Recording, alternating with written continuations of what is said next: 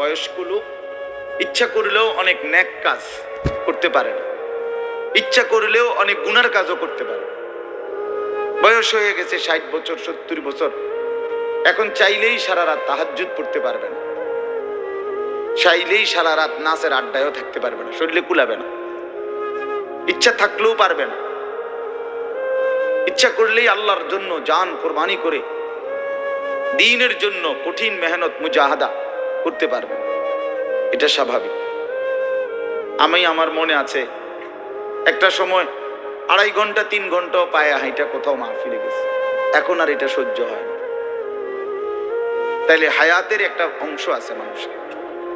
এই জন্য প্রিয় ভাই, সবাইকে বললাম, তুমি যদি কমপক্ষে নিজের হায়াতের কদর না করো, নিজেকেও যদি কমপক্ষে না বুঝলা, তো কি বুঝলা জীবন? এই সমাজ, এই দেশ, এই জাতি, নিজের এলাকা, পাড়া, মহল্লা, কারো কোনো উপকার করলা না, কমপক্ষে নিজের উপকার তো করো। নিজের ভালো, নিজের কল্যাণ, নিজের জন্য তো কমপক্ষে, যে আমি যে একটা মানুষ, আমি যে সারাদিন এক ওয়াক্ত নামাজ পড়ি না, সারাদিন মোবাইলের মধ্যে নাচ গান, ছবি, নর্তকীর সিনেমা, নাটক, অস্থির দৃশ্য, উলঙ্গ ছবি, সারাদিন সমবয়সী বন্ধুদের সাথে আড্ডা দিলাম, দুষ্টামি করলাম, ফালতু কথাবার্তা করে কাটাইলাম। এটা রাত শেষে ঘুমের টাইমে হলো তো মানুষের বিবেকে একটু হলেও নাড়া দেওয়া উচিত, যে আমি বাস্তবিক অর্থে সারাদিন কি করলাম। এতটুকু দিমাগ যদি, এতটুকু আকল যদি কারো না থাকে, এইটা সুস্থ মানুষ কি? এ তো স্বাভাবিক মানুষ না ভাই, এ তো প্রতিবন্ধী, এ তো পাগল, মাতাল, অসুস্থ মানুষ। এই জন্য দোস্ত আমার, বন্ধু আমার, এদ্দুর কমপক্ষে অনুরোধ করলাম, প্রত্যেকটা অনেক ছেলে মাশাআল্লাহ, অনেক নওজোয়ান, তোমরা আমার অনুরোধ রইল, এতটুকু দিল দিয়া ভাইব, নিজেরে নিয়ে শুধু ভাইব, আর কিছু না করো, নিজেরে ভাইব। রাসূলুল্লাহ সাল্লাল্লাহু আলাইহি সাল্লাম বলছেন, এক সাহাবী একদিন নবীজিকে জিজ্ঞেস করছে, হুযাইফা, ইয়া রাসূলুল্লাহ, আমি যদি দ্বীনের উপরে চলতে গিয়ে কখনো এমন হয় যে আমার সাথে কেউ নাই, সবাই আল্লাহর নাফরমানিতে লিপ্ত, আমি শুধু একা, তখন আমি কি করব? আল্লাহর নবী সাল্লাল্লাহু আলাইহি সাল্লাম বললেন, ওয়ালাউ আন তাআদ্দা বিআসলি শাজারাতিন, প্রয়োজনে তুমি একটা গাছের গোড়ালি, শিকড় কামড়াইয়া ধইরা পড়ে থাকবে একা, তারপরও দ্বীন ছাইরো না, আল্লাহকে ছাইরো না, ইবাদতকে ছেড়ে দিও না। সবাই বলতে যায়, সবাই নষ্ট হয়ে যায়, সবাই চরিত্রহীন হয়ে যায়, তারপরও কমপক্ষে নিজের হেফাজত।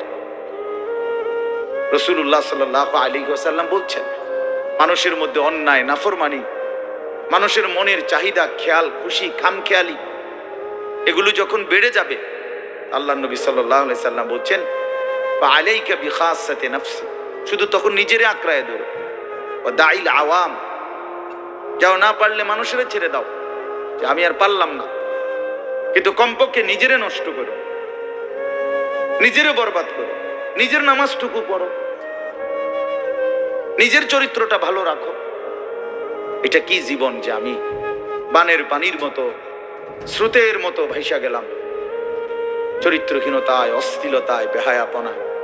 রাত শেষে, দিন শেষে আমি এটা অনুরোধ করলাম, আমি আরো পরে বললাম হইলে এখনই বলে ফেললাম, বাস্তবিক যে আমরা যেন প্রত্যেকেই, বয়স্ক মানুষ যারা আছেন, চাচারা, বাবারা, আপনারাও ভাইবেন, শেষ পর্যন্ত হায়াতের শেষ সময় ইনসাফের সাথে চাচা জিন্দেগির হিসাব মিলায়েন।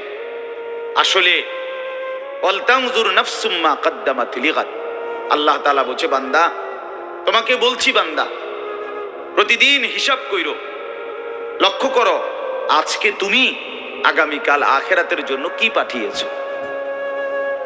ধরে নাও আজ তোমার মৃত্যু, তো এরপরে পৃথিবী থাকলে থাকতো আর কি, আমি তো আর নাই। আমি মরে গেলে ভাইয়া পৃথিবী মনে করো আরো অনেক দিন থাকছে, পৃথিবী ধ্বংস হয় নাই, বুঝলাম কিয়ামত আরো 100 কোটি বছর পরেই হোক না, কিন্তু আমি তো আর নাই, আমার হায়াত তো শেষ, আমি তো আর পৃথিবীতে ফিরবো না। তো এরপরে পৃথিবীর সবাই যদি চাঁদের দেশেও চলে যায় আমার কি লাভ? এরপরে মানুষ সব যদি স্বর্ণের বাড়িতেও থাকে আমার কি ফায়দা? আমার ফায়দাটা কি ভাই?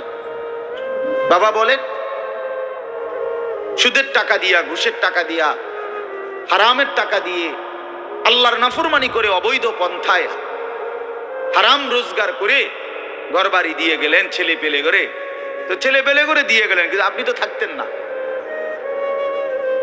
আপনি তো খুব অল্প সময়ের ব্যবধানে কবরে চলে যাবেন, তো সেই কবরে কেমনে থাকবেন?